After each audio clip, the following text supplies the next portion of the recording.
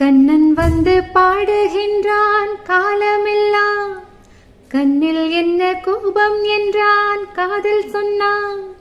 காற்றில் குழலோசை பேசும் பூமேடை மேலே, கண்ணன் வந்து பாடுகின்றான் காலமெல்லாம், கண்ணில் என்ன கோபம் என்றான் காதல் சொன்னான். கீதங்கள் சிந்தும் கண்கள் ஓடுதே, பாதங்கள் வண்ணப்பண்கள் பாடுதே, மோகங்கள் என்னும் கண்கள் தேரிலே, தாகங்கள் இன்பக்களில் ஊறுதே. காதல் எனும்